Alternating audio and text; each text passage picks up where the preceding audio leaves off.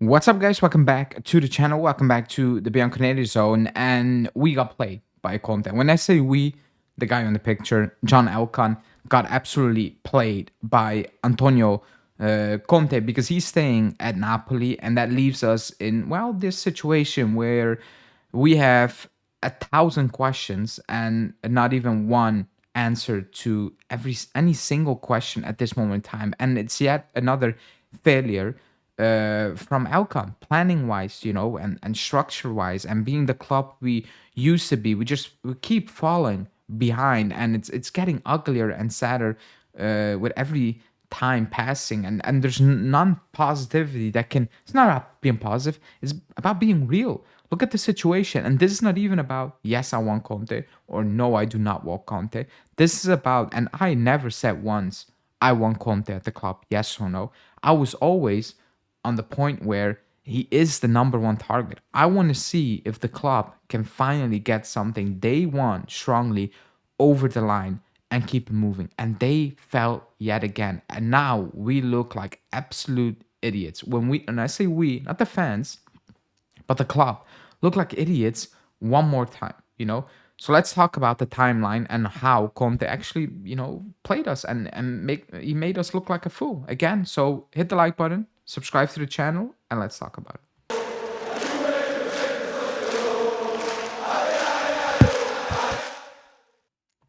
Okay, so everybody knows Conte staying in Napoli, and that's that. Like I said in my intro, he was the number one choice. Plan A. There's no plan B. There's no plan C.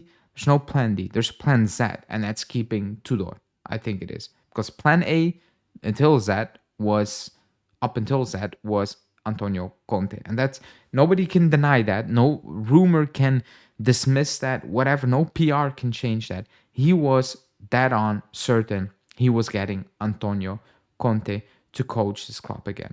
And Conte, at the end of the day, got what he wanted from Napoli. More money and a big budget to spend on top of already winning the league. And Conte has he played for the club. Good. He also coached Inter. He left the club in preseason. Remember in the third year when we won the title, he left in preseason. There's no love for this club. That the love that he had for the club is pure business at this moment in time. And when we stood him up, or Giuntoli stood him up last summer, I knew he has no ties to the club where it's like, oh my God, you are calling. I'm going to drop everything and I'm going to sign for this club. That's not there. That's why I never made it a point of we need Conte, yes or no. It was about you made a choice.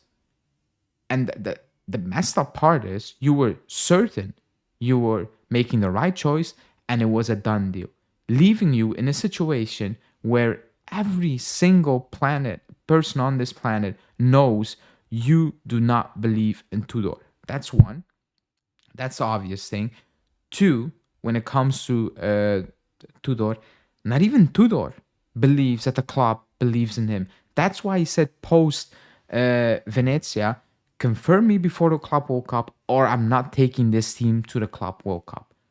The moment he said that, everybody should know that he knows actually the club doesn't want me. I know that they want Antonio Conte or somebody else. How is that a good basis to move forward? Now, a lot of things are changing at the club.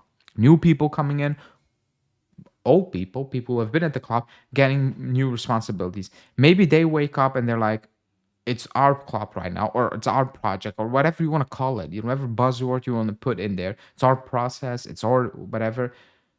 We don't want Tudor as well. We want to do our thing. But the question is, who is going to make that decision at the club right now? Because I was convinced Elkann was going to make that decision and not Giuntoli. And I was right. He wanted Conte. That's why he's moving on from Giuntoli as well. But right now, he's not getting Conte. And there it stops with Elkann. He's not picking the other coach right now. It's obvious. The new people in charge are going to do that. Are they going to confirm Tudor? Are they going to push for somebody else? I have no idea. The takeaway is that they were that uncertain that they were getting Conte, and they believed it's Conte and that's it, and we keep it moving. And Conte said, yes, maybe. No, he said yes, but in the back of his mind, he was like, maybe, And then he said, no, thank you. And now Elkann is sitting there thinking, what now? What the hell are we going to do right now? So he's bringing in new people and they're going to need to carry it out. Yet again, how many times we tried Sarri, we panicked with Pirlo, we had no idea what to do, we took Pirlo. We took Allegri back, that failed. You went for Motta, you sacked him throughout the season, you get Tudor, you make it very clear he's not your long-term project, and now you're in a situation where it's like, well, maybe we have no choice than say to Tudor, you are our long-term project. When he's sitting there, he's like, I know I'm not the long-term project. That is the situation we're in right now as a club. And at the end of the day, we are miles away from Napoli as well, and it's getting worse. Inter, for example, are miles ahead of us, even if Inzaghi leaves, which is probably not going to happen. Milan have a coach, like or dislike Allegri. They know what they're going to do already, for certain. They believe what they're doing with Allegri. Even if you think he's not a good coach, they know what they're going to do. They believe in what they're going to do. We are sitting here and we're like, what the hell are we going to do? With players, with coaching, who's going to say new contract? Players we already contacted, players we wanted, players who were free and not free and again. Selling this to a player right now, the only way you're selling this is with money. Like that's like, how are you gonna sell? We used to have pull. When we called as a club, players came, coaches came, period. It was just happening. And that has been 5 years ago. I'm not talking about the 80s or something, or the 70s. I'm talking about like 2017 and 18. It's not that long ago. It feels ages ago, but it's not that long ago when we were just the standard. And everybody wanted to join us. If we made the call, we were it. Nobody was ditching us for Napoli or the other teams. It was just not happening. If we really wanted someone, we were getting those people. And right now, it's the opposite. These people are laughing with us because they're allowed to do so, because what we have become as a club. We have become a laughingstock. We have become a laughingstock because the drop off is insane. It's actually insane. It's not that because we win one trophy every single 20 years like a Tottenham or whatever. It's not that.